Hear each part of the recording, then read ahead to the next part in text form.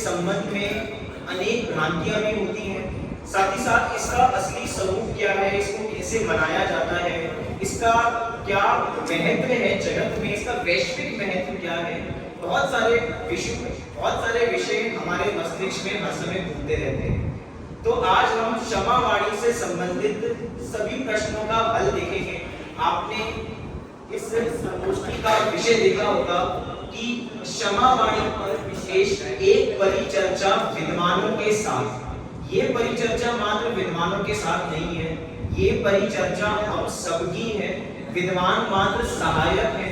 आपको कोई भी प्रश्न बीच में पूछना हो तो आप वो प्रश्न पूछ सकते हैं।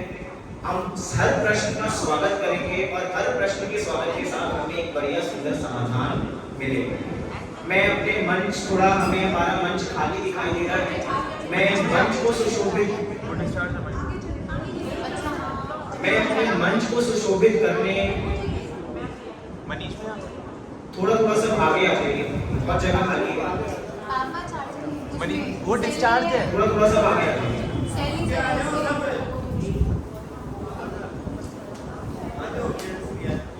अभी पुरुष वर्ग का एरिया तो पूरा खाली हो जाएगा, सब लोग यहाँ आ जाएंगे, लेकिन जितने भी महिला वर्ग हैं थोड़ा अपने स्थान से आगे आ जाएंगे।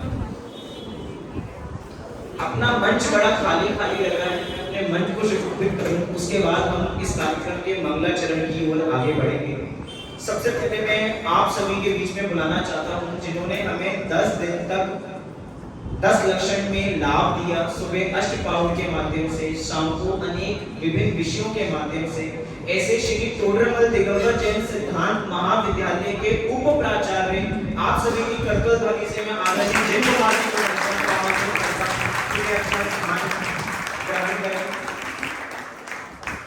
साथ ही साथ हम सभी के बीच में आपको जितना इधर का वर्ग दिखाई दे रहा है, ये विद्वान वर्ग दिखाई दे रहा है। हम सभी का बड़ा सौभाग्य है कि इतने सारे विद्वान हमें एक साथ एक ही जगह पे एक ही छत पर मिल रहे हैं, एक ही छत के नीचे मिल रहे हैं। उसी में मैं बुलाना चाहूंगा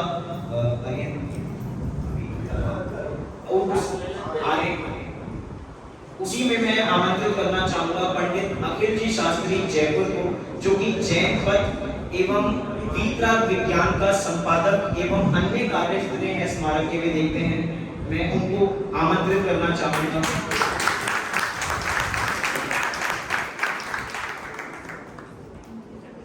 उससे पूर्व मुझे एक और विद्वान को आमंत्रित करना चाहिए था, भूल से मेरे क्षमावाणी का विषय है तो क्षमा कर दीजिए। हमारे बीच में प्रांजल जी भाई साहब विराजमान है, वो भी अपना स्थान ग्रहण करें। हमें दैनिक रूप से हर मंगलवार को के माध्यम से लाभान्वित करते हैं, उनका बहुत बहुत धन्यवाद। उसी के साथ मैं यूज के ये यूज संस्था है, यूनिवर्सिटी ऑफ स्पिरिचुअल एनलाइटमेंट, उसके सीईओ हैं। मैं और भी विद्वानों को आमंत्रित करना चाहूंगा। हमारे बीच में निश्चल जी हैं, हमारे बीच में संयम जी खेड़ागढ़ हैं। आप इनके लिए भी जोरदार तालियां बजाएं। निश्चल जी हमें शिविरों में अनेक लाभ देते हैं, उस स्मारक से ही दिल्ली के ही विद्वान हैं। उन्हीं की कक्षा के विद्वान संयम जी खेड़ागढ़, इनके पिता श्री बी शास्त्री हैं अभय जी खेड़ागढ़, आप लोगों ने उनका नाम सुना होगा। ये भी हम सभी के बीच में आमंत्रित है, एक बार जोरदार तालियां। उसी के साथ मैं आमंत्रित करना चाहूंगा कोटा से हमारे बीच में शास्त्री हैं चिन्मय जी शास्त्री, वो भी अपना स्थान ग्रहण करें। उन्होंने इसी वर्ष अपनी शास्त्री कोटा महाविद्यालय से कंप्लीट की है। उसी के बीच में हम सभी के बीच में समर्थ जी दिल्ली शिवाजी पार्क से ही हैं, हमारे ही स्थानीय विद्वान जो कि अभी स्मारक में अध्ययनरत हैं, भावी शास्त्री में उनको भी आमंत्रित करना चाहूंगा। और उसी के साथ महाविद्यालय में ही हमारे एक और शास्त्री विद्वान अध्ययनरत हैं जो नमन जी, मैं उनको भी आमंत्रित करना चाहूंगा, वे भी अपना स्थान ग्रहण करें। अभी हमारे कुछ विद्वानों का स्थान खाली है, मैं उनको भी आमंत्रित करूंगा। आदरणीय भाई साहब की धर्मपत्नी रोशनी भाभी जी को भी मैं आमंत्रित करना चाहूंगा कि वे भी अपना स्थान ग्रहण करें। अभी कुछ विद्वानों का स्थान खाली है, वो भी हम सभी के बीच में समय रहते आएंगे। पंडित अंकुल जी एवं पंडित अरियन जी शास्त्री शिवाजी पार्क, वो भी अपना स्थान ग्रहण करेंगे समय पे। अभी हम अपने विषय को प्रारंभ करते हैं। क्षमावाणी क्या है? क्षमावाणी इसको तो हम इस पूरी संगोष्ठी में, इस परिचर्चा में जानेंगे ही, लेकिन किसी भी कार्यक्रम की शुरुआत के लिए मंगलाचरण आवश्यक है। तो मैं हमारे ही शास्त्रीय विद्वानों के माध्यम से मैं नमन जी को आमंत्रित करना चाहूंगा कि वे इस कार्यक्रम का मंगलमय मंगलाचरण करके शुरुआत करें। पंडित नमन जी।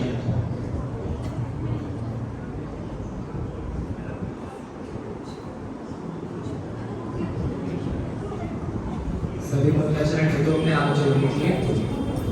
नमो हरिहंताणं, नमो सिद्धाणं, नमो आयर्याणं,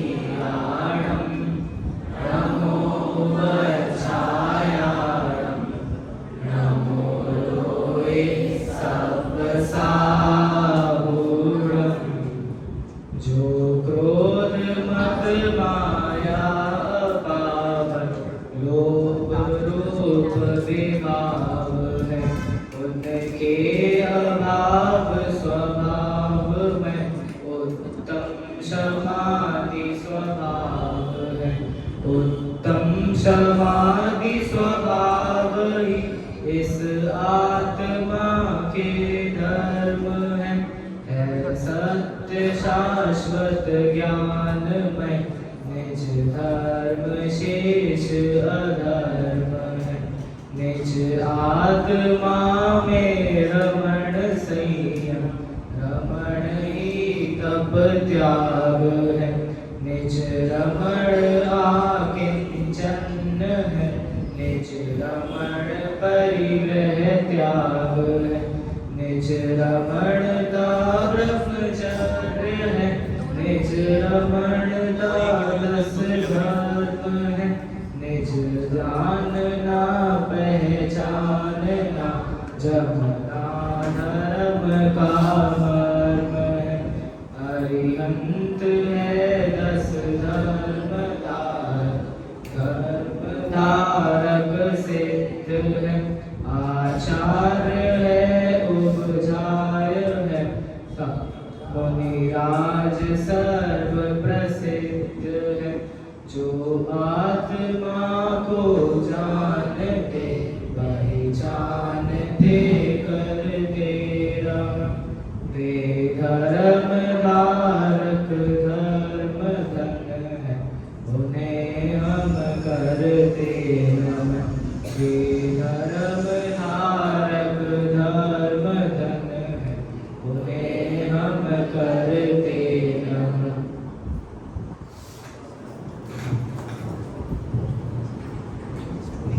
कितने विद्वान तो यहाँ बैठे हैं और एक विद्वान खड़ा है, इसका भी हम स्वागत करें तालियों से।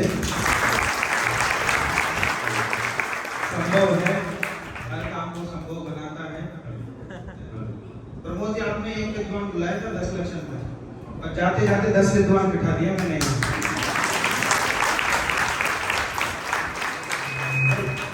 10 बिठाए, इसमें से कुछ तो जाने वाले दूसरे शहर के हैं। 10 बिठाने के पीछे मेरा उद्देश्य ये है, इसमें कई ऐसे जो यही रहने वाले हैं, तो आपका परिचय अच्छे से हो जाए इनका, और आपको खूब लाभ लेना है इनका, इसलिए ये सब बैठे हैं। मनोज जी, सुबह कार्यक्रम हुआ वहाँ नोएडा में, 12-15 विद्वान थे। बहुत प्रयास किए उन्होंने, बहुत मेहनत करके वो कार्यक्रम उन्होंने किया, बहुत संपर्क करके तब जाकर के 12-15 विद्वान जाके बैठे। हम सब शिवाजी बाग वालों का पुण्य का उदय है, सौभाग्य है, बिना कुछ किए 10-12 विद्वान करके यहाँ बैठे। बहुत बहुत धन्यवाद नमन एवं भाई साहब को। इस परिचर्चा के अंदर बहुत सामान्य से नियम है, मैं आप सभी को परिचर्चा से पहले बता दूं। ये कोई प्रवचन नहीं है, ये कोई संगोष्ठी नहीं है, ये बहुत ही अनौपचारिक चर्चा है विद्वानों के साथ, आप सभी के साथ। क्योंकि क्षमा वाणी एक ऐसा विषय है जिसमें कुछ ना कुछ हमें कंफ्यूजन रह जाती है। तो हमारे जितने भी विद्वान हैं उन सभी से आग्रह है कि जो भी प्रश्न आपसे पूछे जाएं उन सभी का समाधान आप सभी 1 मिनट में ही पूरा करने की कोशिश करें, जिससे बाकी विषयों को भी हम पहलुओं को भी छू सके, फिर हम दूसरे विषयों पर भी जा सकते हैं। किसी भी विद्वान को किसी भी विषय के बारे में कोई विशेष बात पता हो तो वे उसी में अपनी बात को ऐड ऑन कर सकते हैं। जितने श्रोता हैं आप सभी की ड्यूटी सबसे ज्यादा है, क्योंकि आपको कोई भी विषय संबंधित प्रश्न हो, आप बीच सभा के अंदर, क्योंकि परिचर्चा परिचर्चा, परि मतलब चारों ओर से चर्चा, ये मात्र इस तरफ से होने वाली चर्चा नहीं है, आप लोगों का सहायता भी पूरी लगेगी, आप लोगों को भी प्रश्न पूछने पड़ेंगे, आप नहीं पूछेंगे तो मैं आपसे प्रश्न पूछूंगा और आपको ही उसके उत्तर देने पड़ेंगे। प्रारंभ करते हैं क्षमा वाणी के एक सुंदर परिचर्चा। भाई साहब, अनेक बार मुझे प्रश्न होता है क्षमा वाणी संबंधित। जब हमने 10 लक्षण पर्व मनाए थे तो सबसे पहला धर्म कौन सा था? उत्तम क्षमा। यहाँ पे कितने लोगों को 10 धर्मों के नाम याद हैं? बच्चों में भी बताना चाहेगा 10? आपको याद है 10 धर्मों के नाम? एक बार माइक दे दो। सब याद है, जो कुछ हो याद है। हाँ।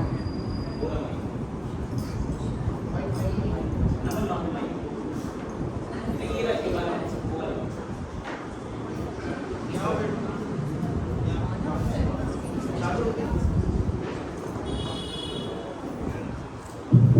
इसका नाम सुदीक्षा है, इसको जो पूछो वो याद है पहले से ही।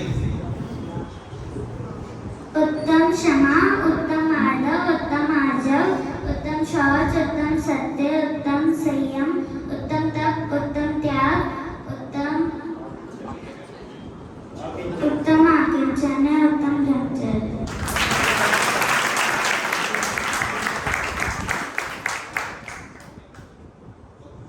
बहुत सुंदर। हाँ, मानसरोवर पार्क से आते हैं। ये नमन जैन ने मंगलाचरण किया ना, ये बेटा इसकी बहन है और इनके पिताजी बैठे हैं अंकित जी, ये भी बहुत धर्म रुचि वाले हैं, बचपन से इन्होंने ऐसे संस्कार दिए हैं, बहुत बढ़िया। बहुत बहुत धन्यवाद। हमने 10 धर्मों के नाम इन 10 दिनों के अंदर सीखे, पहले भी सीखे होंगे।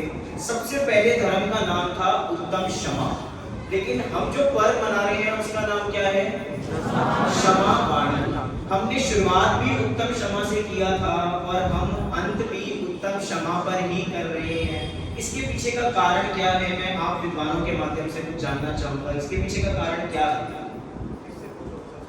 सबसे पहले भाई साहब से ही शुरुआत करना चाहेंगे। बोलो साहब, नरेंद्र जी क्या जवाब दें इसका?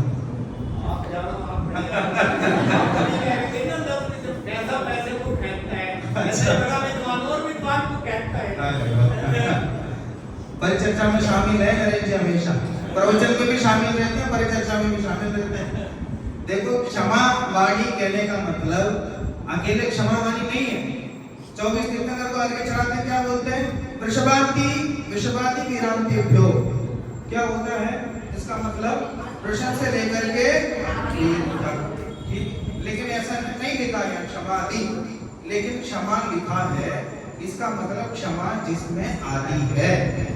ठीक है, तो क्षमा से लेकर के ब्रह्मचर्य तक सब शामिल है इसमें। ऐसा नहीं है कि अकेले इसमें क्षमा को शामिल किया है, ये तो हम नहीं मानते।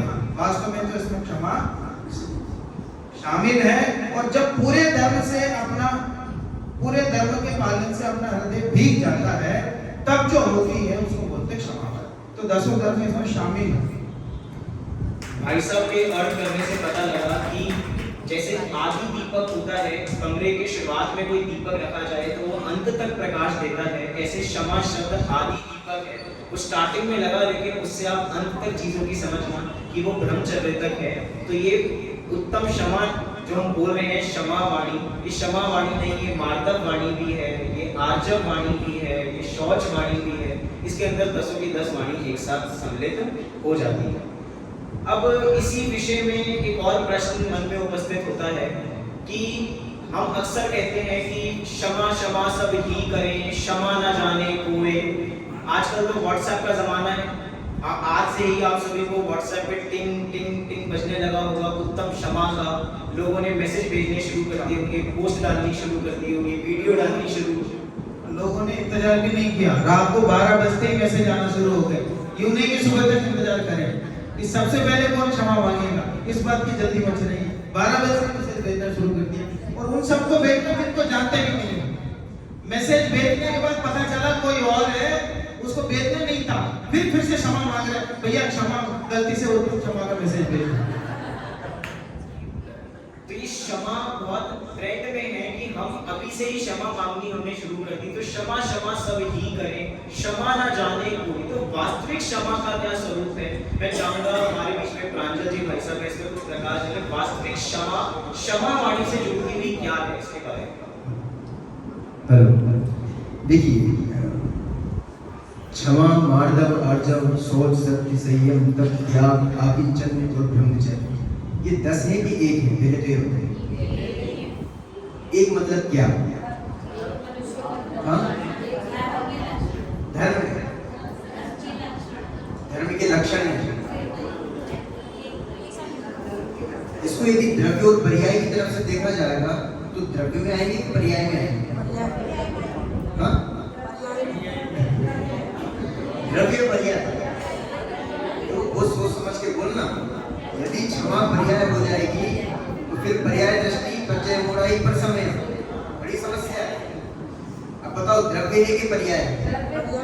द्रव्य पर्याय, ये सर छोटे मतलब जो नए नए हैं वो शायद नहीं समझ रहे हो।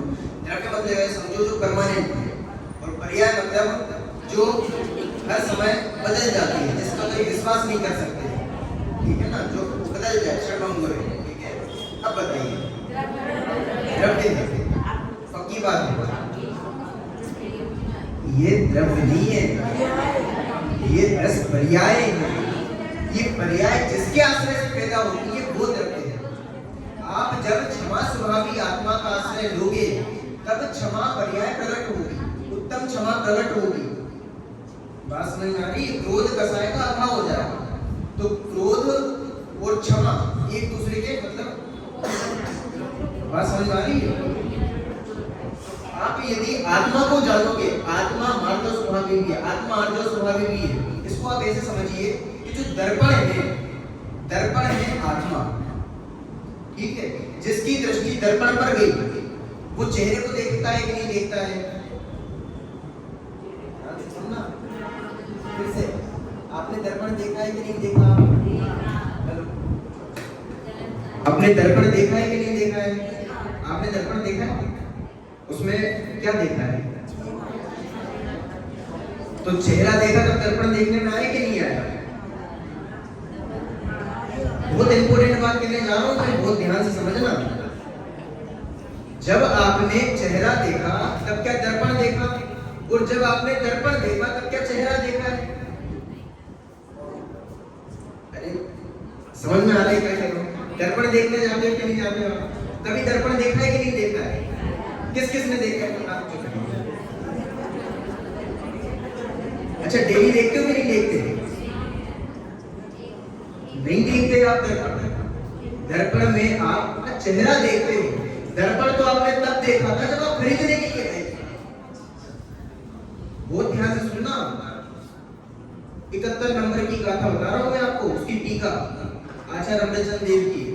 जब दर्पण देखते हैं तब चेहरा नहीं दिखता, जब चेहरा देखते हैं तब दर्पण नहीं दिखता। ये जो चेहरे हैं ये है क्षमा, मार्दव, आर्जव, रूप पर्याय, निर्मल पर्याय, आत्मा की निर्मल पर्याय। और दर्पण जो है वो है क्षमा स्वभावी आत्मा। बहुत ध्यान से सुनना।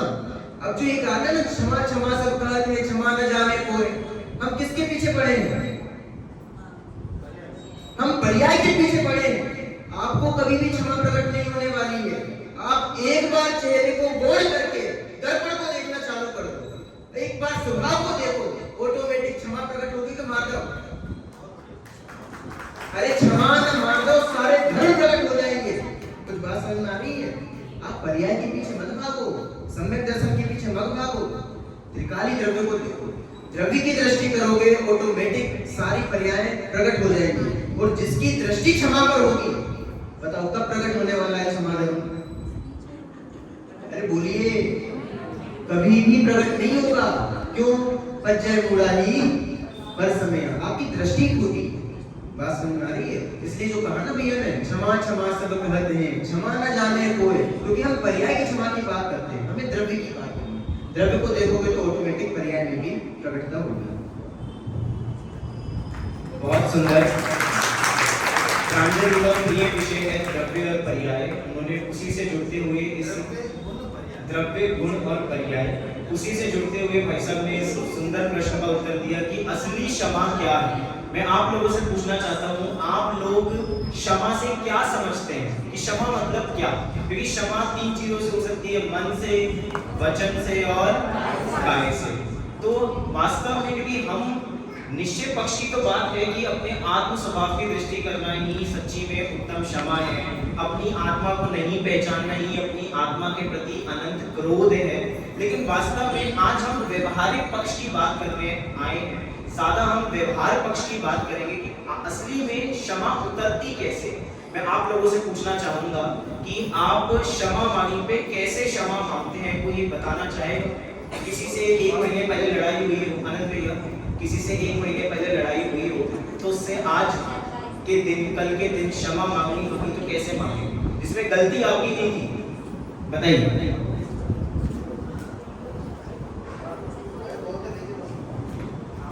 इस दिन को हम लोग एक गर्व की तरह मानते हैं कि आज हमें मौका मिला है और आज उत्तम क्षमा बोल करके हमारे जो गए मतलब गुस्सा है, क्रोध है, उससे हम छूट जाएंगे।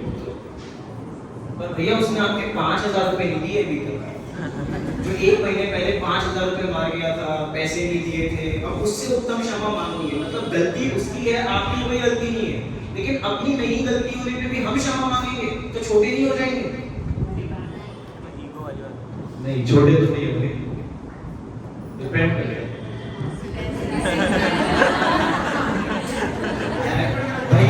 भैया ने बहुत सुंदर उत्तर दिया। भैया ने बहुत सुंदर, भैया ने शर्त लगा दिया। डिपेंड करता है कि क्षमा मांग तो लेंगे, लेकिन उसने कितना बड़ा अपराध किया है। अगर अपराध छोटा होगा तो चलो 100-200 रुपए मारे होंगे, 500 रुपए चोरी कर लिए होंगे तो माफ कर देंगे। जिसने बड़ा घाटा किया होगा उसको जिंदगी भर माफ नहीं करेंगे। तो मैं विद्वानों से एक प्रश्न पूछना चाहूंगा कि क्षमा मांगने वाला छोटा होता है या क्षमा करने वाला बड़ा होता है? अब इन दोनों पहलुओं पे आपका क्या दृष्टिकोण है? निश्चल जी से मैं पूछना चाहूंगा कि क्षमा करने वाला बड़ा है या क्षमा मांगने वाला बड़ा है, या क्षमा मांगना और करना कौन छोटा बड़ा, इसके विषय में कुछ विषय बताइए। एक एग्जाम्पल से चालू करता हूँ। मतलब हमारे स्मारक में भी जब भाई साहब हमें कहा करते थे कि गंदे तुम कब होगे, जब तुम्हारे कपड़े मैले होंगे। अगर तुम्हारे कपड़े फट भी जाए ना तो कोई दिक्कत होंगे तो फिर क्षमा करने वाले को बड़ा माना जाएगा क्योंकि उसके प्रति अपराध हुआ है। लेकिन वास्तव में जैन धर्म इन सारी चीजों से बहुत ऊपर उठ के देखता है और वो कहता है कि भैया जब कोई व्यक्ति क्षमा मांगता है तो उसकी मान कसाई गलती है, और जब कोई व्यक्ति क्षमा करता है तो उसकी क्रोध कसाई गलती है। अब बताओ, मान गलना बड़ा है या क्रोध गलना बड़ा है, या दोनों बराबर है? जब मान कसाएगा जाना भी उतना ही बड़ा है और क्रोध कसाएगा जाना उतना ही बड़ा है, तो क्षमा करने वाला भी उतना ही बड़ा है और क्षमा मांगने वाला भी उतना ही बड़ा है। दोनों में कोई अंतर नहीं। बहुत सुंदर विषय दोनों भाई ने स्पष्ट किया, दोनों विद्वानों ने स्पष्ट किया। लेकिन ये जितनी भी बात कर रहे हैं ये सारी शास्त्रों की बात है, ये प्रैक्टिकल नजर नहीं आती है कि उन्होंने कह दिया क्रोध की बात कर दी, मान की बात कर दी। ऐसे तो कितनी बार क्षमा मांगी आ चुकी, कितनी बार क्षमा मांग चुके हैं।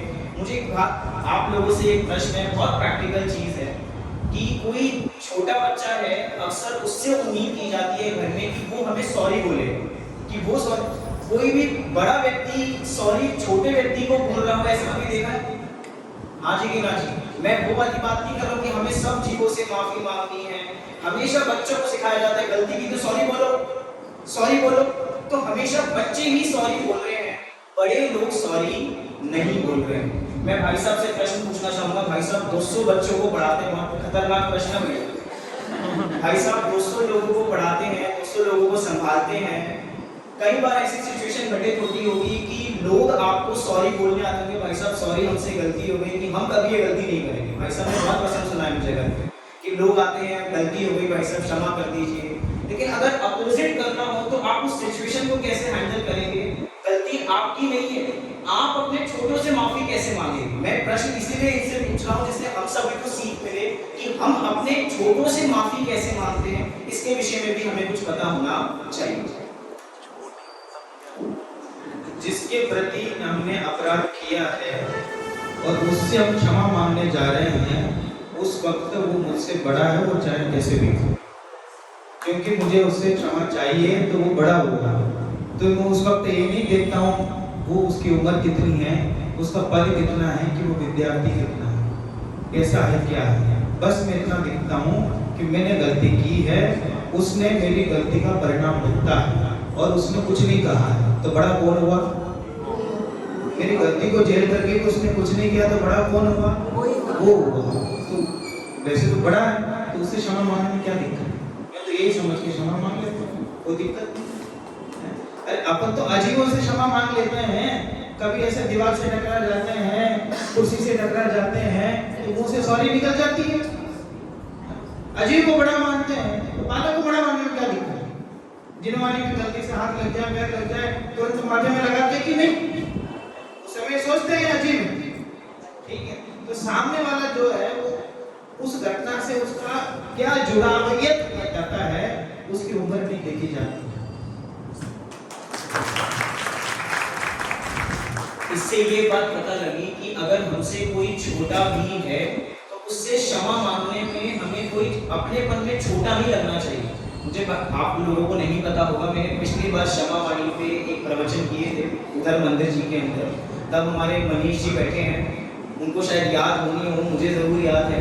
क्षमा वाणी पे मैंने एक सिंपल सा प्रश्न पूछा था कि कितने लोग, क्योंकि जितने भी व्यापारी वर्ग हैं, आप लोगों की दुकानों पे बहुत लोग काम करते होंगे, हम अपने बड़े लोगों से तो माफी जरूर मांगते हैं जिनके प्रति हमें अपराध बोध होता है या अपराध बोध नहीं भी होता।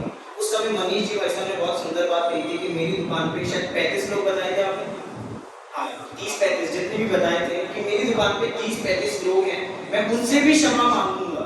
तो उनके लिए उस समय उन्होंने कहा था बिना कहे कि मेरी जितनी दुकान पे लोग हैं मैं उनसे भी क्षमा मांगूंगा। इससे एक छोटी सी बात पता लगती है कि हमारे घर पे बहुत सारे लोग काम करने आते हैं, चाहे वो काम वाली हो, उसको हम कैसे धुकारते हैं कि भैया दूर हो जाओ, मतलब उसकी अपनी गलती भी उसी की गलती नजर आती है, हमें अपनी गलती देखनी आती ही नहीं। क्षमा एक ऐसा दिन है जिसपे हम सबसे क्षमा मांग सकते हैं, ऐसा आपने दृष्टिकोण दिया, बहुत सुंदर। एक और प्रश्न मेरा संयम जी से है, जब भी क्षमावाणी पर्व आता है तो हमें बड़ी क्षमा पराधीन लगती है कि सामने वो व्यक्ति उपस्थित होना चाहिए। जब मैंने कोई गलती की ही नहीं और चलो मैंने बाई चांस कोई गलती कर भी दी, वो व्यक्ति ही सामने उपस्थित नहीं है, अगर वो मेरे सामने आ जाए तो मैं सॉरी बोल दूंगा, उससे उत्तम क्षमा मांग लूंगा। वो मेरे सामने ही नहीं है और मैं उससे क्षमा नहीं मांगूंगा, तो क्या हम व्यक्ति की अनुपस्थिति में भी उससे क्षमा मांग सकते हैं? क्या उसके अपराध से जो हमने किया होगा उसके प्रति क्या हम उससे मुक्त हो सकते हैं? क्या उस व्यक्ति की होना वहां पे अनिवार्य है या नहीं? क्षमा के लिए इस विषय पे कुछ अपना स्पष्टीकरण करें। आजकल हमें जो ईगो होता है वो बीच में आता है कि कोई सामने होगा या पहले वो हमसे क्षमा मांगे तो मैं क्षमा मांगूंगा। लेकिन क्षमा एक पूरी की पूरी 100% इंडिपेंडेंट क्रिया है। कैसे कि हमें क्षमा मांगना है तो क्षमा पहले कहा हम वचनों से कह देते हैं, मन में होती है, काय से हम हाथ जोड़ देते हैं, इंडिकेट कर देते हैं, लेकिन उसके लिए सबसे पहले अंदर आना जरूरी है। और एक बार अंदर आ गई तो वो इतनी इंडिपेंडेंट क्रिया है कि हमारे मन में आ गई कि मेरे को उससे क्षमा मांगना है या उसने जो अपराध किया मैं उसे क्षमा करता हूँ, तो उतना काफी है। सामने वो पर्सन हो तो मैं उसे क्षमा करूं, ये तो मान कषाय है। वो सामने से माफी मांगेगा तो ही मैं माफी मांगूंगा। ये मान है, ये क्रोध है, ये कषाय है, ये क्षमा भाव नहीं है। और यदि हमें क्षमा भाव धारण करना है तो उसे धारण करना है, उसके लिए व्यक्ति का सामने होना जरूरी नहीं है, बिल्कुल स्वाधीन क्रिया है। और इसके साथ दादा अपनी किताब में लिखते हैं ये स्वाधीन क्रिया है और आध्यात्मिक क्रिया है।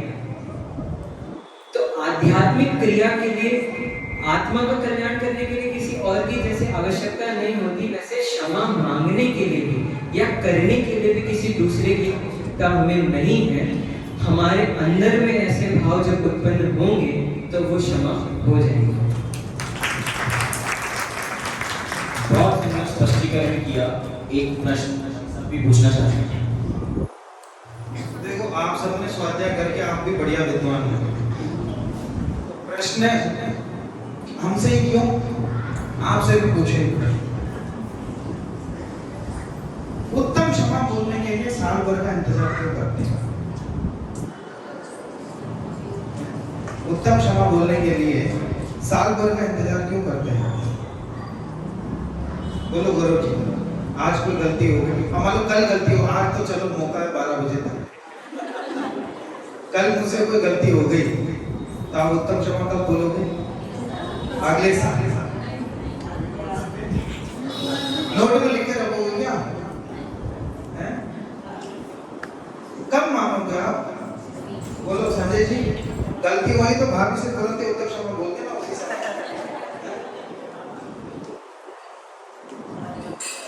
दर्पण की बात कर रहे थे प्रांजल जी, सुबह उनका प्रवचन सुन रहे थे सुदीप जी का, बहुत अच्छा उदाहरण दिया उन्होंने।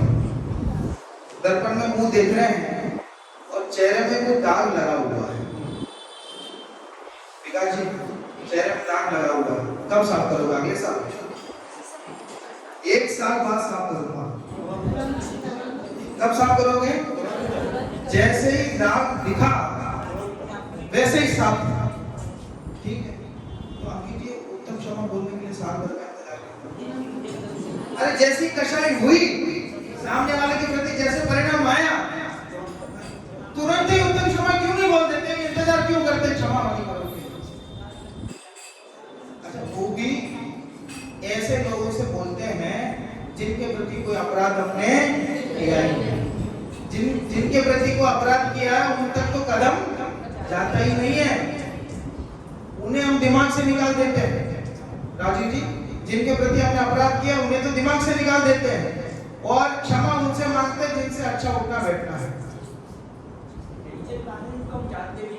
हाँ, अरे क्षमा तो उससे मांगो जिसके पास जाने में घबराहट होए, सोचे 10 बार जाने के लिए, घर के बाहर निकले फिर वापस आ जाए, फिर वापस आ जाए। ऐसा व्यक्ति कोई हो जिसके प्रति ऐसा कोई अपराध किया हो, तब जाके जो तुम क्षमा मांगो तो क्षमा मांगी करो, मनाना सफल है, नहीं तो माफ नहीं किया। ठीक है, तो मेरा प्रश्न तो ये है, साल भर का इंतजार। बोले पंडित लोग चतुर है, खुद ही प्रश्न पूछते, खुद ही उत्तर देते हैं, हमसे पूछते जवाब तो देना है। पूनम जी, कुछ तो बोलो आप, साल भर का इंतजार क्यों करते हैं अपन उत्तम क्षमा के लिए? 1 साल नहीं आप करना ही चाहिए। यार 1 साल का इंतजार तो करना चाहिए, मंदिर में तभी प्रोग्राम रख, तो हमारी गलती है। बोलो। हाँ, आप बोलिए, आप नाम, प्रश्न है? इसी से संबंधित है। हाँ,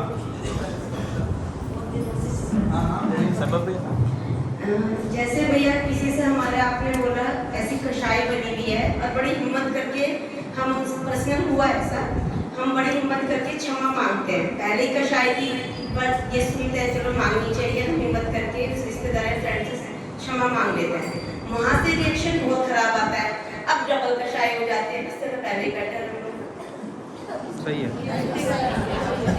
माता बोलेंगे हाँ जी जो भी नाम है जी क्षमा, मतलब ठीक है रख दो फोन, अब नहीं मांगेगा, अगले साल ही मतलब होती फिर मांग दीजिए, क्योंकि इतने भी इतराते हैं नहीं, अगले से मैं ऑर्डर उनका शायद करती जैसे जैसे बड़ी। अब क्या समाधान? भाभी ऐसा क्यों बोला? प्रश्न है जैसा बोला था ना, एक पसंद है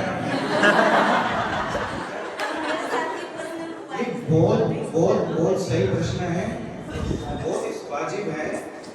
इसका उत्तर ये है, अपने माथे से हमने भार उतार दिया, सामने वाले अगर नहीं करें वो उसकी हो जाती है। लेकिन आपको सुनने में लग सकता है सामान्य, लेकिन सच बात यह है, सशर्त माफी मांगना क्षमावानी पर्व नहीं है, जिसमें कोई शर्त नहीं है।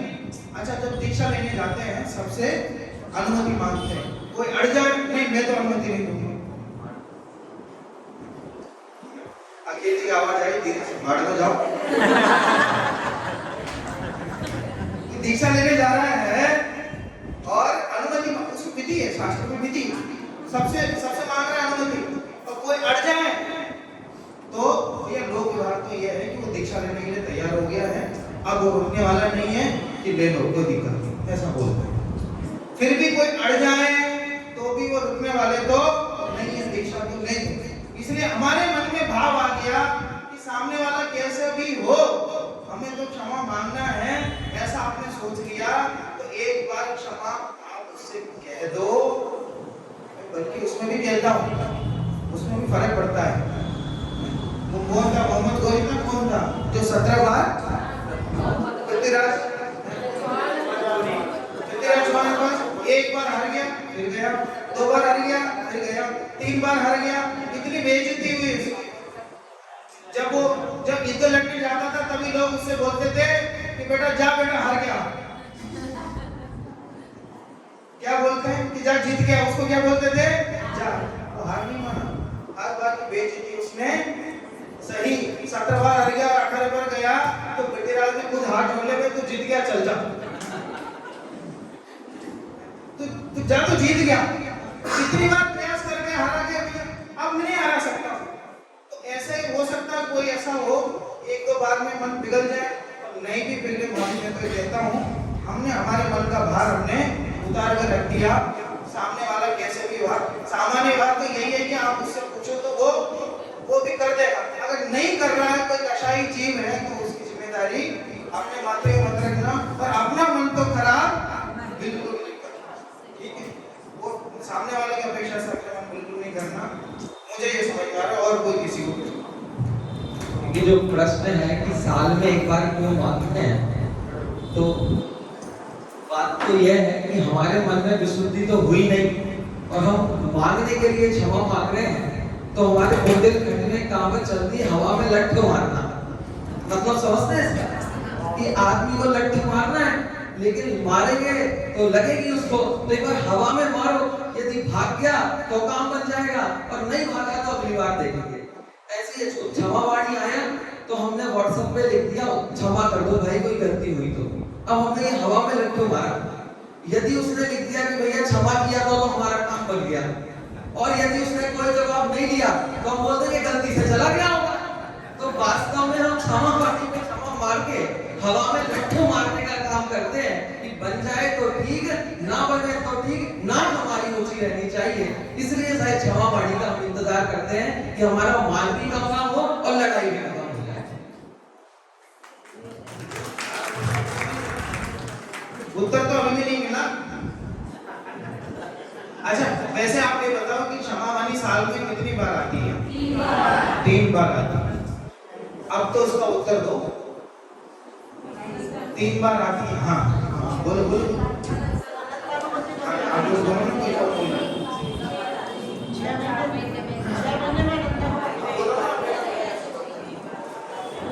बोलो, अरे बोलो, सही बोल रहे हो, सही उत्तर। 6 महीने से ज्यादा हो जाती है तो लगता है का बनता। हाँ, 6 महीने से ज्यादा हो जाए तो वो कौन सी कषाय है? अनंतरमुक्ति है, ठीक है। इसलिए 3 बार मनाने को कहा, और हम तो एक ही बार मनाते हैं, ठीक है। इसलिए मैं कह रहा हूँ 3 महीने का भी इंतजार क्यों करना। जैसी हो गई गलती, क्षमा मांगो, रफा दफा करो, और सच में मन में वो अपराध बोध होना चाहिए, ठीक है। धीरे धीरे गलतियां सुधरती जाएंगी तो जीवन अपना सही हो जाएगा। अच्छा है, कोई दिक्कत नहीं, इसमें समस्या क्या है, ठीक है। अब वो कौन बड़ा है उसमें चर्चा हो रही थी ना, उसमें भी अपेक्षा, मैं तो समझता हूँ अपेक्षा से देखा जाए तो मांगने वाला ज्यादा बड़ा हो, तो उसमें भी अपेक्षा, दोनों बातें हो सकती है। इसलिए 3 महीने नहीं, 6 महीने नहीं भैया, जब अपराध हो जाए तभी हम क्षमा मांगे, फ्री हो जाए। क्योंकि क्या है कि राग आग दहे सदा ताते समान से, ये आग है, आग। सामने वाले के प्रति जो क्रोध उत्पन्न हुआ, मन में द्वेष उत्पन्न हुआ, ये आग है। जितनी देर अंदर रखे रहेंगे उतना ही नुकसान किसका करेगा? अपना करेगा। इसलिए इसके तो ज्यादा देर तक मत रखो, फ्री करो इसको। सभी विद्वानों ने एक बहुत सुंदर बात बताई कि अगर बोझ हमारा है तो उतारना किसको पड़ेगा? हमें ही उतारना पड़ेगा। सामने वाला तैयार हो चाहे ना हो, बोझ हमारा है तो हमें उतारना पड़ेगा। अगर हमें लगता है कि हमारी गलती है, हमने उसको क्षमा कर दिया, उसने हमें क्षमा किया नहीं किया, इससे मतलब नहीं है। हमने क्षमा कर दिया, हमारे से तुम्हारी कषाय मुक्त हो गई, तो हम ऑटोमेटिक अपने आप को निर्भर महसूस करते हैं। छोटी सी चीज है, आप लोगों ने कई बार वो एग्जांपल सुना होगा। ये कितने कितने ग्राम का पेन होगा? ये कितने ग्राम का पेन होगा? ये 20 ग्राम का, 5 ग्राम का, 2-3 ग्राम का, मैं 20 ग्राम मान लेता हूँ। ये 20 ग्राम का पेन मैंने अपने हाथ में पकड़ा है, ठीक है। अब मैं इसको कितनी देर तक पकड़ूं तो मुझे दर्द होगा? 1 घंटा, 2 घंटा, 3 घंटा, कितनी देर पकड़ सकते हैं? ऐसे पकड़ना है, जैसे मेरा हाथ सीधा किया है। 1 घंटा पकड़ सकते हैं? नहीं। 2 घंटे? नहीं। 3 घंटे? 4 घंटे? अच्छा, 4 घंटे बाद भी इसका वजन नापेंगे तो कितना? 20 ग्राम। उतना ही, 2 ग्राम ही है, लेकिन हमने उस चीज को रबड़ बैंड की तरह इतना स्ट्रेच किया कि हमने उसका बोझ समझ लिया। तो बोझ हल्का करने के लिए इसको यहाँ रख दो और अपने को अपने हम मुक्त मान सकते हैं। बस यही क्षमा का एक बहुत सच्चा उदाहरण हो सकता है। आप सभी के बीच में संयम जी का भी एक प्रश्न है, उसके बाद मैं चिन्मय जी के पास पहुंचूंगा।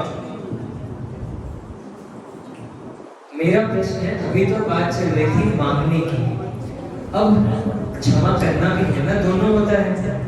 तो हम कोई अपराध करता है तो ठीक है, उसने माफी नहीं भी मांगी तो हमने अपनी कषाय को बंद कर क्षमा कर दिया। फिर उसने वही गलती की, फिर हमने कर दिया, फिर उसने वही गलती की, फिर हमने क्षमा किया, 100 बार क्षमा किया। उसके बाद आया बहुत तेज गुस्सा। आप लोग ने जवाब दे दिया, आता है, नॉर्मल है, आएगा, कषाय है तो आएगी, है ना। तो गुस्सा आया तो हमने क्षमा किया ना, हमने क्षमा किया ना।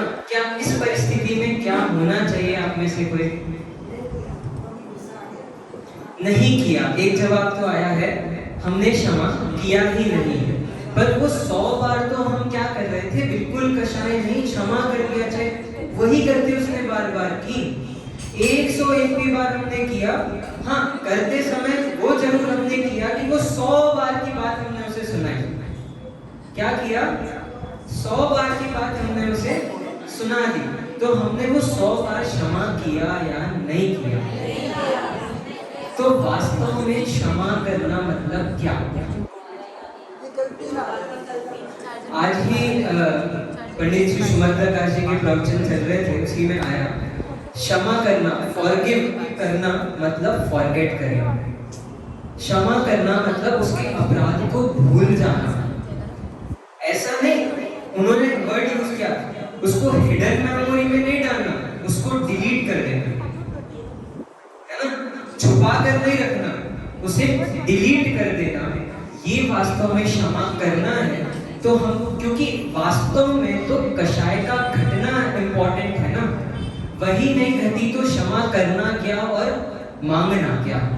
तो क्षमा करना मतलब उनके अपराधों को भूल जाना, चाहे कितना भी बड़ा अपराध हो, किसी ने भी किया हो, इस बात का क्षमा करते समय हमें ध्यान रखना चाहिए। बहुत अच्छा समझाया।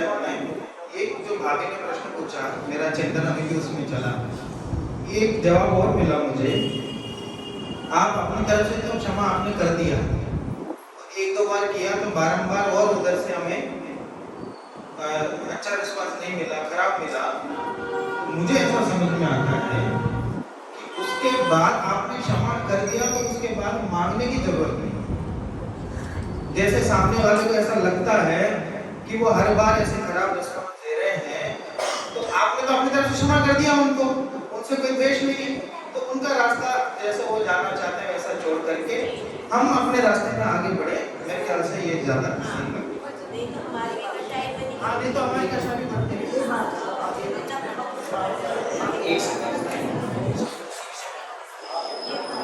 हाँ, इसमें एक और चीज है, जैसे मान लो आपने सामने वाले से माफी मांगी, सामने वाले ने कहा अब हमने तो अपना काम कर दिया, ठीक है ना। अब सामने वाले का रिस्पॉन्स सुन के आपको क्या लगता है?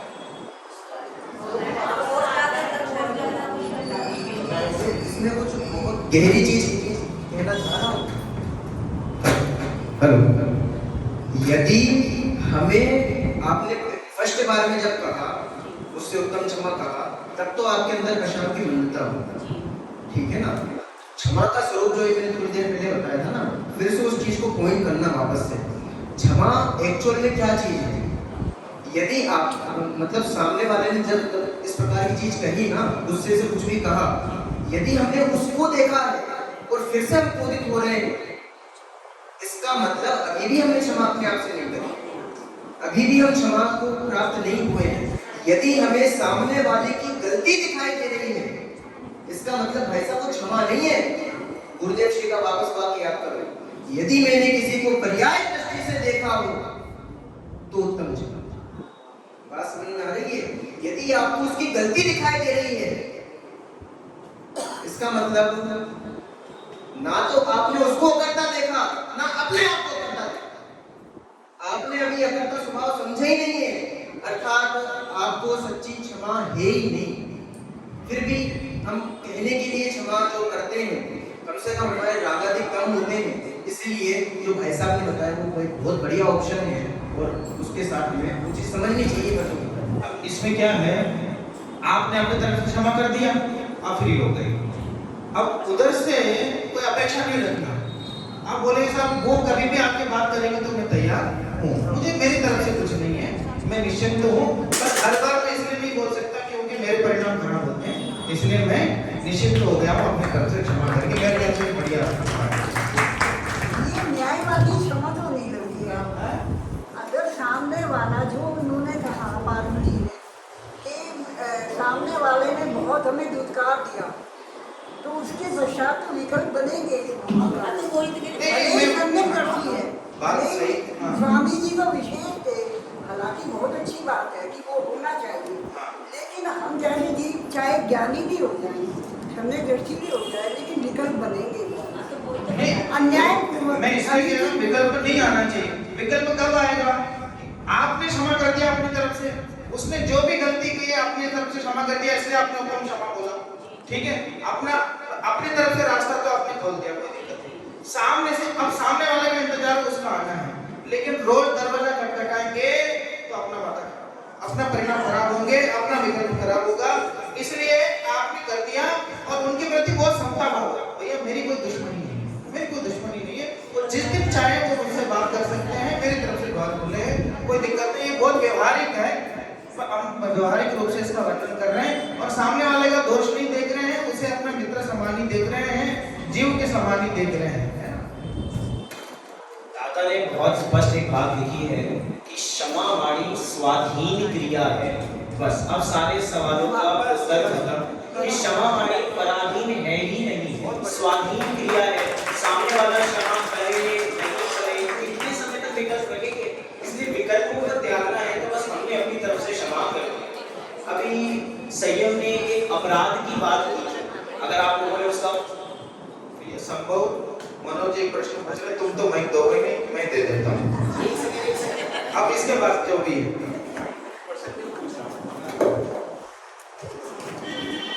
क्षमा के लिए सबसे बढ़िया उदाहरण अपने गुरुदेव श्री है। वो क्यों है उसका मैं एक एग्जाम्पल दे देता हूँ।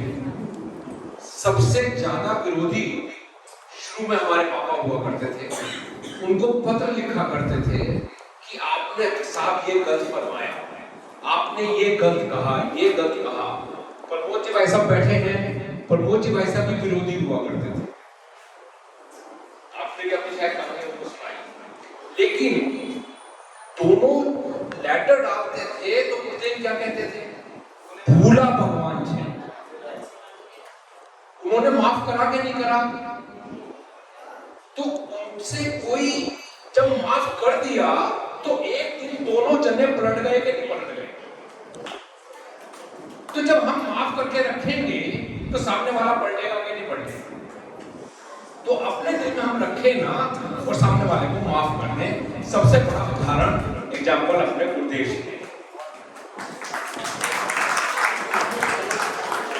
हेलो, वो जो दृश्य जब प्रमोद जी पहली बार मिले, उन्होंने सुनाया, मेरे आंखों में से अश्रुधारा निकल आई। इतना सुंदर दृश्य। कुछ कहना चाहते हैं, जरा जाइए माइक उधर तक।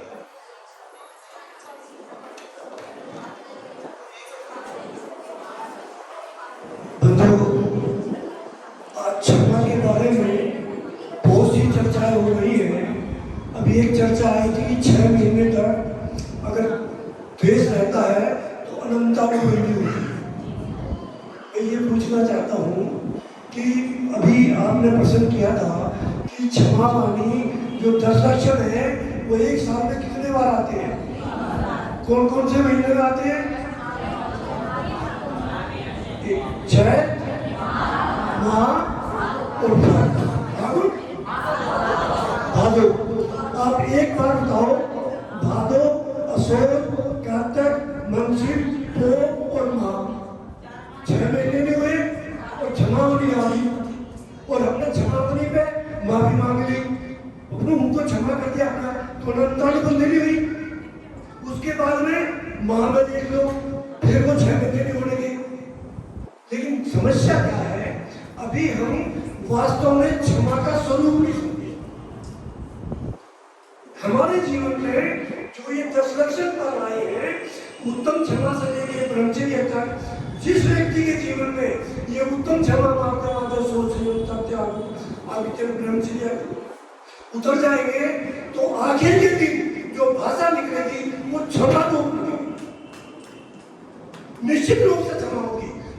और हमको तो जो आदमी उस दृष्टि से क्षमा मांगेगा, अब अपन की क्षमा सुनो। अभी 10 लक्षण हुए, पंडित जी क्षमा करना। पंडित जी ने मेरे पास कोई द्वेष किया ही नहीं, मैंने पंडित जी को कभी गाली दी नहीं, इनसे क्षमा मांग रहा हूँ। जिससे मेरा कोई बात विवाद हो, मैं कभी उसे क्षमा नहीं मांगता। तो ये हमारा क्षमा मांगना जो 10 लक्षण के बाद में है, ये सब दिखावा है। इसमें सुनो जरा सुनो, ये हमारा दिखावा है जिसके अंदर उत्तम क्षमा थी, 10 लक्षण धर्म प्रकट हो गए। आज ही मैं प्रवचन सुना था, दादा का सुना था और संजीव जी का सुना था, अभिनंदन जी का सुना था। आज इसी बात के बारे में हमने चर्चा की थी कि जिसके जीवन में जो है ये क्षमा भाव, ये 10 लक्षण पर जो धर्म उसमें हो जाएंगे, उसके नीचे जो भाषा निकलेगी वो क्षमा ही।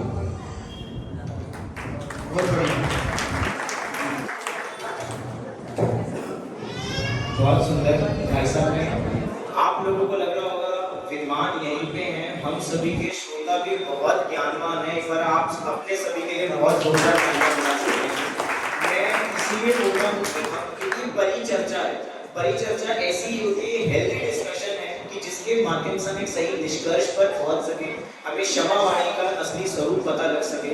संयम ने एक बात कही थी अपराध की। मैं भाई से प्रश्न पूछना चाहूंगा जिनमें से कि शास्त्रों के अंदर आता है कि सव्य जीवा खमंतु में, अब मैंने कभी इसके साथ कोई अपराध किया ही नहीं, जो भी बाबा जी कह रहे थे मैंने गाली दी ही नहीं। पंच इंद्रियों तक की तो बात समझ में आई, 1 इंद्रिय, 2 इंद्रिय, 3 इंद्रिय, 4 इंद्रिय, इनके प्रति क्या अपराध किया?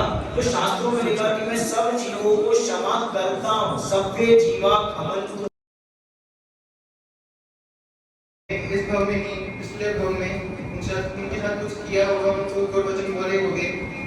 पहले हमने किसी काल में किसी भी रूप में थे, पहले पिछले भाव में कोई ग्वाले थे, तो हमने उनको किसी गाय को, किसी भैंस को अपना खेत में जोता, उनको जोतते रहे, उसको हमने बहुत दुख दिया। तो मतलब तो उससे समझ नहीं मांगी, तो हमें इतनी समझ भी नहीं थी।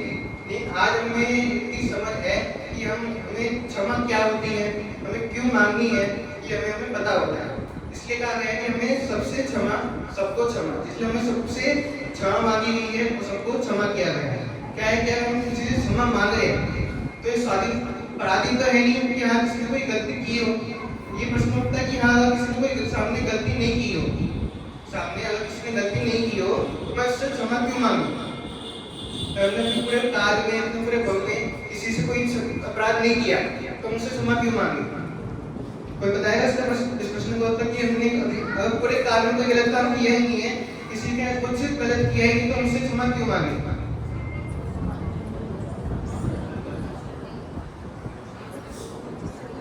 इसलिए मैंने आपको पहले बताया कि हाँ, अगर हमने इस काम में नहीं किया तो हमने किया किसी न किसी काम में किसी न किसी रूप में हमने उसमें कुछ न कुछ किया जरूर है।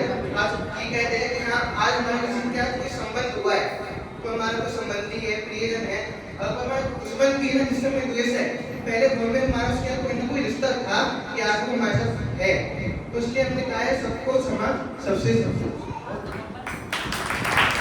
बहुत धन्यवाद। इतना सुंदर उत्तर दिया कि पूर्व में हमने कभी किसी न किसी के साथ कोई अपराध किया होगा।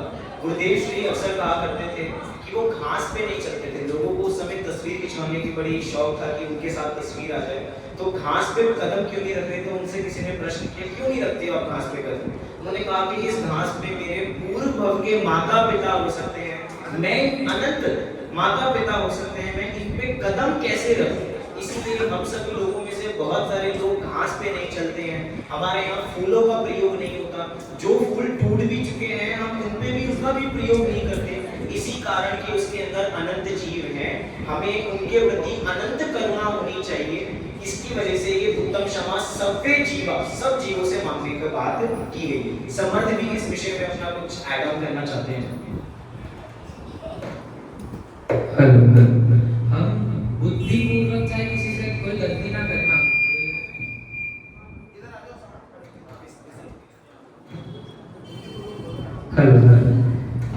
बुद्धिपूर्वक तो चाहे किसी के साथ गलती ना करें, पर अबुद्धिपूर्वक हमसे बहुत सारी गलतियां हो जाती है। हम एक उदाहरण से समझे कि हम यहाँ से मंदिर से बाहर जा रहे थे और हमारे कोई साधर्मी भाई खड़े थे, हमने उन पर ध्यान नहीं दिया और मुड़कर चले गए। तो उस समय उनको क्या लगा कि ये कैसे हैं, कितने अंदर इनको ईगो है कि हमसे बात भी नहीं करी। तो इस समय उनका तो दिल दुखा, उनके तो परेशान परिणाम हुए। तो कैसा हम चाहते नहीं थे कि बुद्धिपूर्वक ऐसा हो, पर बुद्धिपूर्वक भी हमसे कोई कार्य हो जाए, उसके लिए भी हम क्षमा भाव मांगते हैं। और क्षमा भाव, आंटी के प्रश्न के साथ में कुछ कहना चाहूंगा कि क्षमा भाव मांगी नहीं, झलकती है क्षमा भाव। जैसे एक तरीके से समझे कि अगर लोटे में पानी भर रहे हैं तो लोटे में से पानी कब झलकेगा जब वो पूरी तरीके से भर जाए, तब उसमें से पानी झलकना चालू होता है। वैसे इन 10 दिनों में हमने इतने विशुद्ध परिणाम कर लिए, इतने साम्य भाव रख लिए कि अब वो साम्य भाव झलक रहे हैं, तो वो उत्तम क्षमा के रूप में क्षमावाणी पर मनाया जाता है। उस समय इतने विशुद्ध परिणाम है कि अगर हम किसी से क्षमा मांगे और वो प्रतिकूल क्रिया भी कर दे तो इतने विशुद्ध परिणाम होंगे कि वो क्षमा भाव सहज ऐसा होगा कि हम वस्तु को तो नहीं बदल सकते पर अपना कल्याण जरूर कर सकते हैं। इस बात में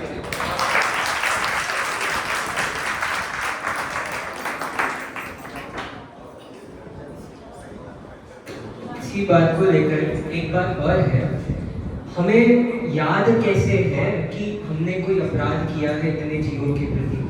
कितने जीवों से तो हम मिले भी नहीं हैं, है ना? तो हम उनसे क्षमा मांग रहे, तो प्रैक्टिकली हमें थोड़ा अजीब लगता है कि हम पूर्व भाव के जीवों से क्षमा मांग रहे हैं, मांगनी चाहिए, लेकिन हमारी उससे भी बड़ी एक और भूल है जो हम अभी भी कर रहे हैं और अनादि से करते रहते हैं। क्या भूल है? अभी जैसे यहाँ पे कोई बच्चे हों और मैं उन्हें छोटू मोटू इस तरह से कह दूं उनका नाम न लेते हुए, तो इसे कैसे भूल की तरह देखा जाता है ना? ऐसे ही वे अनंत जीव हैं और मैं उन्हें यदि जीव न देखूं, वो तुच्छ प्राणी देखूं, नारकी देखूं, निगोद के जीव देखूं, उन्हें तिर्यंच देखूं, जीव न देखूं, तो ये मेरा अपराध है। इसीलिए और यदि उन्होंने भी मुझे ऐसा देखा हो कभी, तो मैं उन्हें क्षमा करता हूँ और मैं उन सब अनंत जीवों से क्षमा मांगता हूँ। वास्तव में क्योंकि और कुछ नहीं, इस भाव से हमें क्षमा मांगनी और करनी चाहिए। बहुत सुंदर विषय का स्पष्टीकरण किया। अब समय तो होता जा रहा है, समय अपने पास सीमित ही है, लेकिन अपने पास कुछ विषय और है, जल्दी से उस विषय को प्रस्तुत करने की कोशिश करता हूँ। कुछ प्रश्न? हाँ।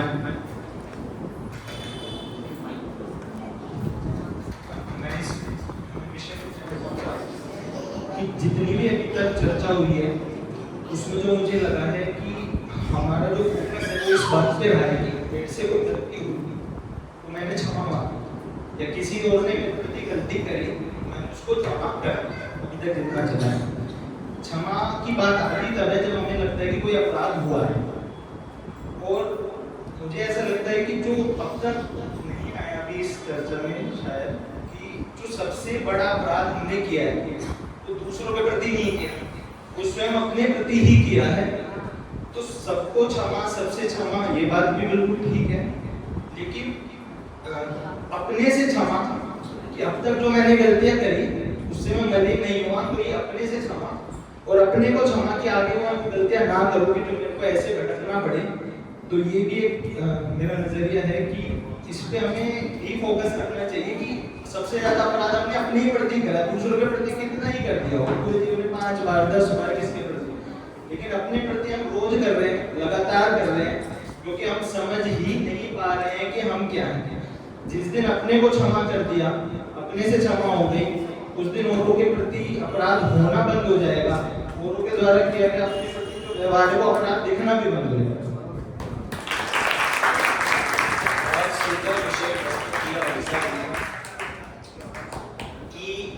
बहुत सुंदर विषय प्रस्तुत किया भाई साहब ने कि आत्मदृष्टि में होनी बहुत ज्यादा जरूरी है। हमने शुरुआत में ही इस विषय को लिया था कि अनंतानुबंधी जो क्रोध है उसकी वजह से ही हम अपनी आत्मा को माफ नहीं कर पा रहे हैं। अनंतानुबंधी कषाय जाएगी तो ऑटोमेटिक क्षमा धर्म प्रकट होगा, तो क्षमा वाणी की तरफ जाएगा। आज का विषय और हम लोगों ने ये भी शुरू में हमने थीम दिया था कि एक बार जो व्यवहारिक रूप है उस पर चर्चा करना, फिर अंत में जाकर के हम उस बात को भी कहेंगे। एक प्रश्न मेरा रोशनी भाभी से भी है, वो भी तैयार है। अक्सर हमसे छोटी मोटी भी गलतियां होती है ना, तो हमारे मुंह से 5 अक्षर में एक शब्द निकलते हैं, क्या है वो? सॉरी। सॉरी। लोग तो ऐसे शब्दों का प्रयोग करते हैं, चक, बचपन में बोलते थे चक चक सॉरी, पता नहीं क्या होता था वो। कई बार ऐसा होता है कोई व्यक्ति छीनता है तो सॉरी बोलता है, किसी से टकरा जाता है तो सॉरी बोलता है। मतलब सॉरी शब्द ऐसा है जो ज़बान पे हर समय रहता है। तो ये सॉरी और क्षमा, इन दोनों में कुछ अंतर है क्या? हम थोड़ा मॉडर्नाइज कर सकते हैं क्या? ये बोरिंग सा शब्द है क्षमा वाणी, हम आज से इसको सॉरी वाणी ऐसा कुछ कर देते हैं, सॉरी कर देते हैं, बस इजी रखते हैं, कुछ ऐसा कुछ हो सकता है? नहीं, क्षमा वाणी को हम क्षमा वाणी ही रखते हैं, क्योंकि सॉरी और क्षमा में बहुत बड़ा अंतर है, जमीन आसमान का अंतर है। क्योंकि सॉरी मतलब एक ट्रेंड सा बन गया है कि कुछ भी हो सॉरी, कुछ भी हो सॉरी। मार्केट में आप जाओ, किसी का आते जाते वक्त आपको धक्का भी लगा सॉरी, उसके चेहरे के एक्सप्रेशन तक नहीं बदला है, सॉरी बोल सॉरी और बोल के निकल गए। तो ये सॉरी को सब तक एक ट्रेंड बन के रह गया है, कुछ भी हो सॉरी। सामने को छींका है, सामने वाले को छींका है, हमने सॉरी बोल दिया। कुर्सी में पैर रखा है, हमने सॉरी बोल दिया। ये बस एक ट्रेंड मानते हैं, लेकिन क्षमा का वास्तविक स्वरूप ये है कि उत्तम क्षमा के 10 लक्षण धर्म हम समझ कर उसका वास्तविक स्वरूप समझ कर अंतरंग में हमारे विशुद्धि आए, और हमें अंतरंग में हमारी विशुद्धि बढ़ती जाए, और हमें अपराध बोध हो कि हमने सामने वाले के प्रति जो गलती की है उसकी हम अंतरंग की विशुद्धि पूर्वक उससे हम क्षमा मांगे, वो असली क्षमा है, वही सच्ची क्षमा है। ये जो क्षमा का स्वरूप है ये सॉरी में नहीं आ सकता, इसलिए हम क्षमा वाली को क्षमा वाली ही रखते हैं।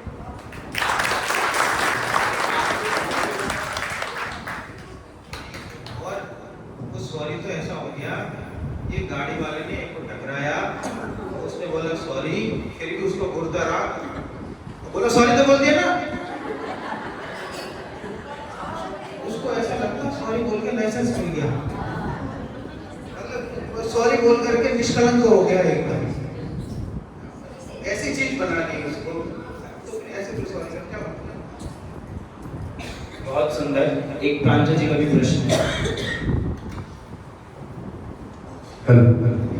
मेरा एक प्रश्न है कि उत्तम क्षमा की शुरुआत कहाँ से करनी चाहिए और कहाँ इसको एंड करना चाहिए?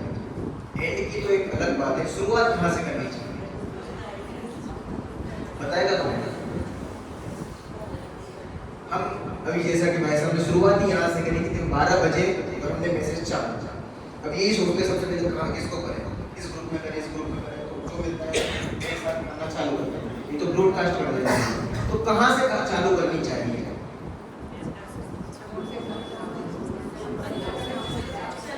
देखिए, उत्तम क्षमा की शुरुआत जैसा कि स्वरूप में ही है। सबसे पहले हम अपने आप से करें, अपने स्वभाव को समझेंगे तो वास्तविक उत्तम क्षमा है, ठीक है ना, तब सारी कष्टाएं अपने आप खत्म हो जाएगी, क्षमा तक प्रकट हो जाएगा। एक चीज। दूसरी चीज, अब इसको थोड़ा सा व्यवहार में लिया। सबसे पहले आप अपने से क्षमा करो, उसके बाद परिवार के जो सबसे आपके क्लोज है, जैसे शादी नहीं हुई है तो मम्मी पापा, फिर दादा दादी, इनके साथ में उत्तम क्षमा सबसे पहले। यदि शादी हो गई है तो पत्नी, बच्चे, इनसे उत्तम क्षमा। इसके बाद जो हमारे ताऊ जी ताई जी मतलब परिवार के लोग हैं उनसे उत्तम क्षमा। इसके बाद समाज से, इसके बाद देश के एक एक व्यक्ति से। तो ये होना चाहिए क्षमा का क्रम मांगने का। और एक और चीज, एक बहुत बढ़िया चीज कह रहा हूँ, आप उत्तम क्षमा जिस प्रकार से, जैसा कि भाई ने बताया ना अभी, कि हम तो डाल देते हैं, हवा में लट मारना हो गया, ठीक है ना, आप बिल्कुल मारो, पर इसके साथ में एक और चीज करो, बहुत ध्यान से सुनना। एक और चीज क्या है? उत्तम क्षमा का आप मैसेज तो डाले, उसके साथ में भी आपको एक्चुअल में समाज चाहिए, उसके साथ में ये चीज और डालो कि मुझे मेरी गलतियां बताएं, मैं उनको सुधारूं। ये एक्चुअल में क्षमा का रूप बता रहा हूँ मैं आपको, यदि अपन व्यावहारिक रूप में देखें कि आप मुझे मेरी गलतियां बताएं, मैं उसको अवश्य सुधारूंगा। तो इसमें दोनों ही चीजें आती हैं, लेकिन इसमें भाई साहब एक क्रॉस प्रश्न है। जिस व्यक्ति ने गलती की है उसको नहीं पता कि उसने क्या गलती की है, वो मांगे कि आप मुझको बताओ कि मेरी क्या गलती है, मतलब उसको अपनी गलती का एहसास नहीं है। और बताओ गलती में गलती बताओ।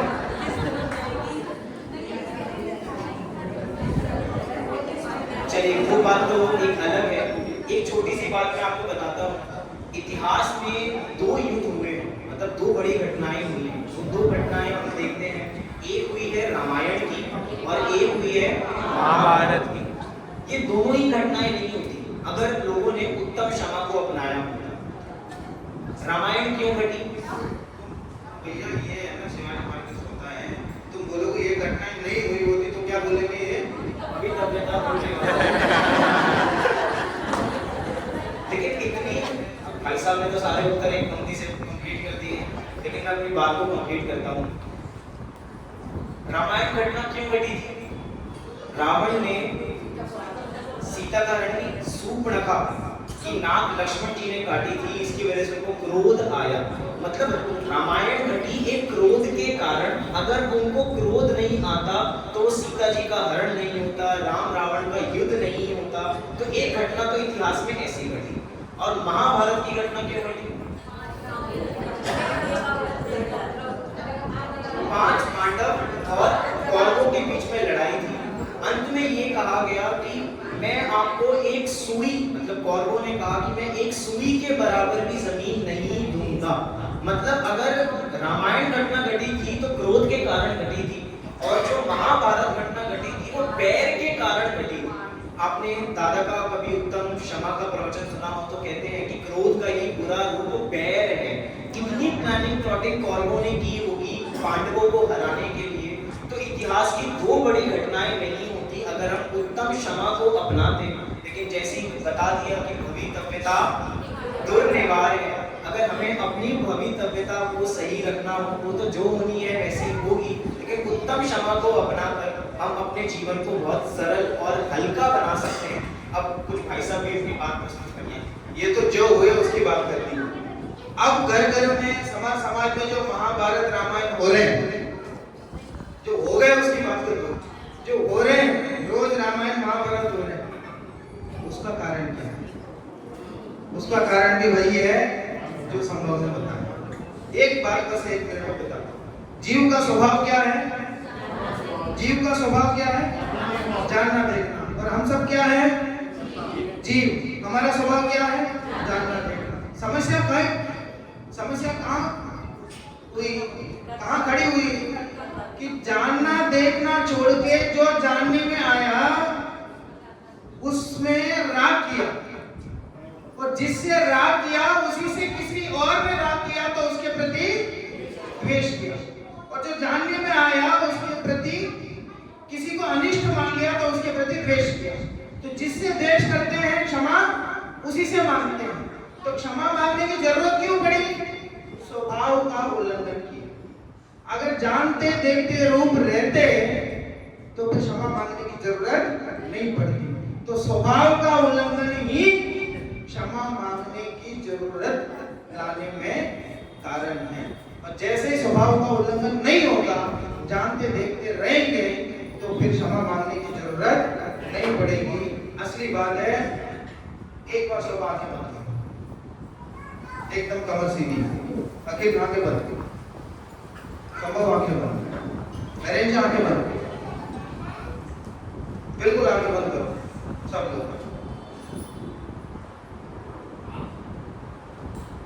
विचार करो, कौन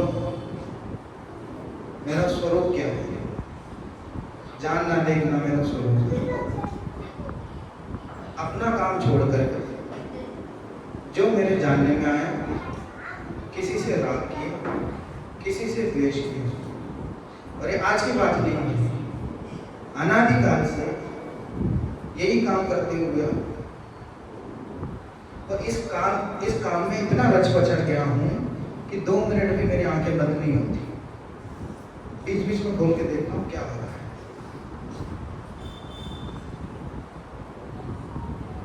क्या हो गया? माफी किससे मांगनी है? अपने आप से मांगो। अपराध किसके प्रति हुआ है? अपने प्रति हुआ है। ये भगवान आत्मा की क्या दुर्दशा कर दी है मैंने। चतुर्गति में परिभ्रमण कराया, अब काल बहुत कम है। अभी भी अगर राग देश में पढ़ करके इस मनुष्य भाव को मैंने यूं ही निकाल दिया, तो मैं खुद से कभी क्षमा मांगने लायक भी नहीं रह सकूंगा। इसलिए क्रोध, मान, माया, लोभ सभी कषायों को छोड़कर अत्यंत पवित्र भावना से जो धर्म मुझे मिल गया है, उस धर्म का आश्रय लेते हुए सरल परिणामों को रखना है। किसी से राग द्वेष नहीं करना है, किसी से राग द्वेष नहीं करना है, किसी से राग द्वेष नहीं करना है। जानते देखते रहना है, जानते देखते रहना है, जानते देखते रहना है। धीरे से अपने आंखें खोलो और अपने आसपास वालों से उत्तम क्षमा करें।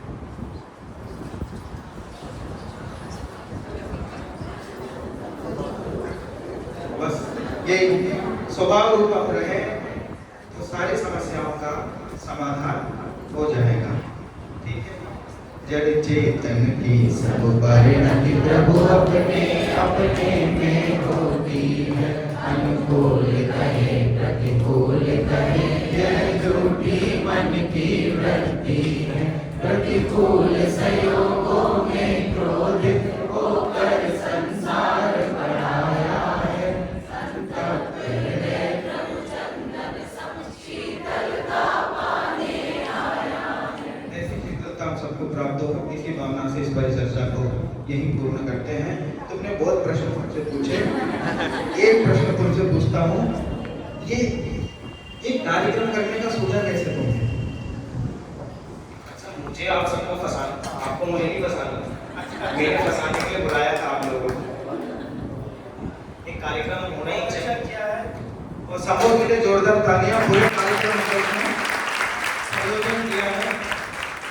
हम तो सुबह ही जाने वाले थे, वहाँ का प्रोग्राम यहाँ से दोपहर में चल जाएंगे, और इसका मतलब ऐसा एक बार अपन इस पे गोष्ठी करते हैं। फिर कहा नहीं बस हम गोष्ठी नहीं करते, गोष्ठी में तो आगे हम सुना जाते हैं, लोग सुनते समझ में नहीं आते।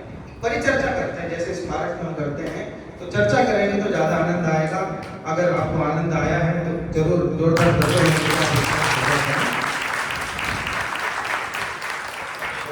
धन्यवाद आप सभी का कि आप सभी इस परिचर्चा में जुड़े। अब हमें, क्योंकि जो हम उत्तम क्षमा कर मनाने वाले हैं, हमें आज ही उसका असली स्वरूप पता लग गया कि उसको कैसे मनाना चाहिए। तो हम निश्चित रूप से इस उत्तम क्षमा को सही रूप में मनाएंगे। इसी मंगल भावना से अभी की बात को विराम करते हैं। हम सभी के बीच में अनेकानेक विद्वान हैं। मैं चाहूँगा हमारे ट्रस्टीगण से वो सब इधर आए।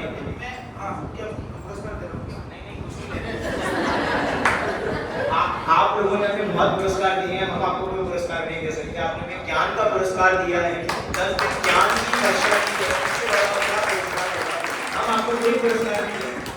तो मैं चाहूँगा हमारे ट्रस्टीगण आए और जितने आमंत्रित विद्वान हैं उनको शास्त्र भेंट करके उनका सम्मान करें। उनका सम्मान शास्त्र ही है, वो उसी से जीते हैं। तो मैं चाहूँगा सभी ट्रस्टीगण शीघ्र इस कार्यक्रम को हम जल्दी से पूर्ण करेंगे। सभी ट्रस्टीगण जल्दी से आ जाइएगा।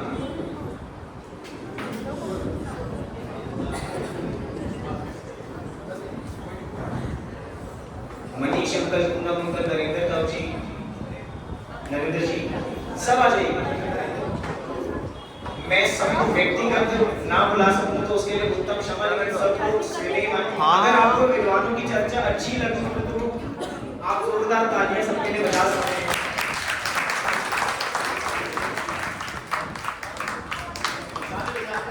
एक बार तो तालियां बजाएं।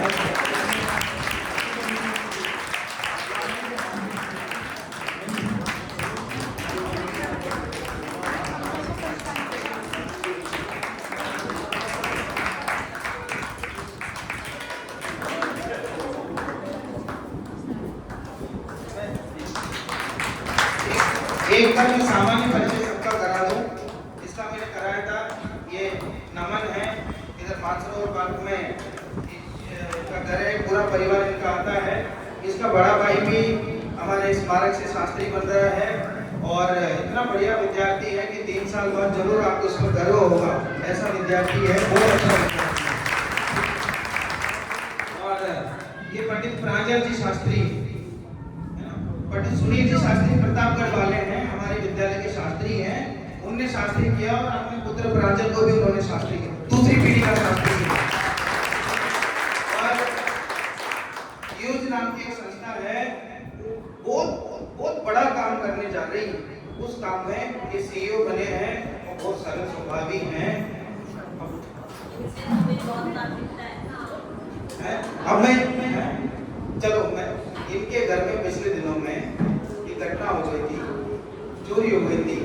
वो नहीं बता रहा क्या हुआ क्या नहीं हुआ, लेकिन उस समय क्लास ले रहे थे। इनके पास फोन आया कि वैसा वैसा आपके घर में से कोई छोटी मोटी राशि नहीं थी, बड़ी राशि थी। इस समय फोन आया कि वैसा आपके घर में से चोरी हो गया है, ऐसा ऐसा। और उन्होंने फोन बंद किया, क्लास पूरी हुई, 1 घंटे क्लास बची थी, वो पूरी क्लास ली। उसके बाद चलो क्या करना है। देखो ये अकेले तत्वज्ञान पढ़ाता नहीं है, सीखा है तत्वज्ञान। अगले दिन प्रवचन करने आया है। अरे बड़ी वस्तु मेरी है ही नहीं, जो जावे सो मेरा नहीं, मेरा सो जावे नहीं। बहुत बढ़िया ऐसा तत्वज्ञान को देने वाला भगवान। और ये पंडित अखिल जी शास्त्री हैं, शायद यहाँ प्रवचन भी इन्होंने किया है। बहुत बढ़िया शैली है, बहुत अच्छे प्रवचनकार हैं। जैन पद प्रदर्शक और वेतरा विज्ञान संबंधी जो भी शिकायत है उसको छोड़ दो तो बहुत बढ़िया काम ये करते हैं। मजाक की बात है, वहाँ जो दोनों पत्रिका और महाविद्यालय में प्रवेशिका पढ़ाते हैं, बालबोध पढ़ाते हैं, जो भी विषय उन्हें देते हैं वो पढ़ाते हैं। अभी कतौली गए थे, कतौली आप जानते ही आपके पास में, वहाँ गए थे 10 दिन, बहुत बढ़िया प्रभावना करके वहाँ से आए हैं। आते समय रास्ते में हमने रोक लिया, क्षमा मांग के जाओ यहाँ। और इसको तो आप जानते ही हो, हर असंभव काम को संभव करने वाला है, बहुत सरल, बहुत बढ़िया हीरा है आपके समाज का, है ना। और बहुत लाभ आपको लेना है इससे और उसमें लाभ देना है, ठीक है। हाँ वही हाँ, यहाँ भी ये भी तो आते ना, हाँ यहाँ आते ना, ये भी तो बहुत बढ़िया। और ये निश्चल, ये भी आपके घर, अच्छा इनसे भी लाभ मिलता है। अच्छा शिविर में आता है, बहुत बढ़िया गाता है और बहुत बढ़िया कक्षाएं लेता है। क्या हुआ?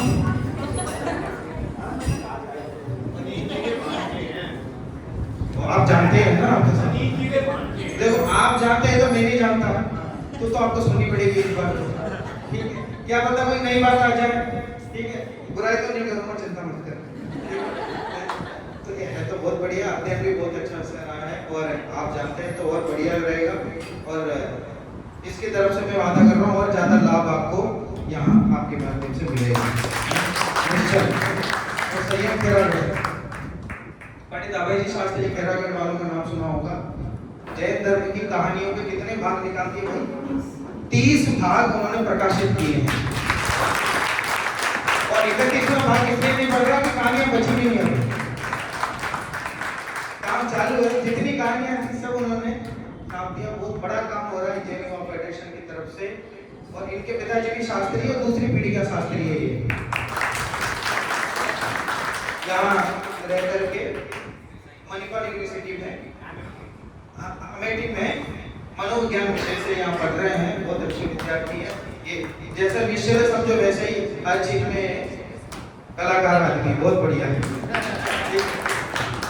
और ये चिन्मय जी से मुझे वैसे तो जब हमारे यहाँ अक्टूबर शिविर वगैरह में आते थे तब परिचय था, यहाँ आके देखा हर प्रवचन में समय से आना, बैठना, बहुत ध्यान से सुनना, इतनी बड़ी बात है। और आपको भी यहाँ लाभ भी देते हैं।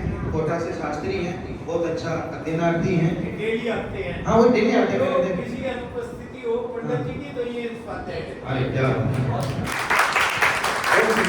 ये बहुत मुश्किल काम होता है। घर से निकले तो ये सोच करके श्रोता, पता चला वहां बैठते हैं वक्ता बन गया। बहुत बढ़िया और समर्थ है। और ये भी आपके एरिया का ही है, शास्त्री प्रथमोष में आया है, बहुत अच्छा विद्यार्थी है। और ये भी 10 लक्ष्य से आया, केकड़ा गया था वहाँ, है ना? और वहाँ 10 दिन रहा। सहयोग में हमारे पंडित सोहम जी शास्त्री के उनके साथ था। वो बहुत अच्छी रिपोर्ट वहाँ से आई है, बहुत बढ़िया इसने मान किया है। ये भी बहुत शीघ्र अच्छा विद्वान बनकर के आपके बीच में आएगा।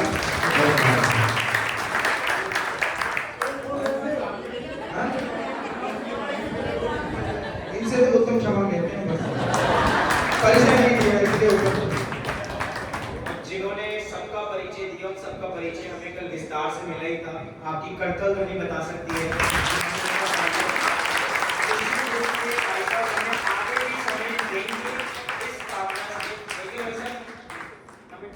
जब बुलाओ, जैसे बुलाओ, जैसे मुझे समय मिलेगा मैं उम्मीद करूंगा जरूर आऊंगा और आपके बीच आकर मुझे तो एकदम घर जैसा ही लग गया। और ज्यादा तालियां बजाओ तो उसको रुक जाऊंगा।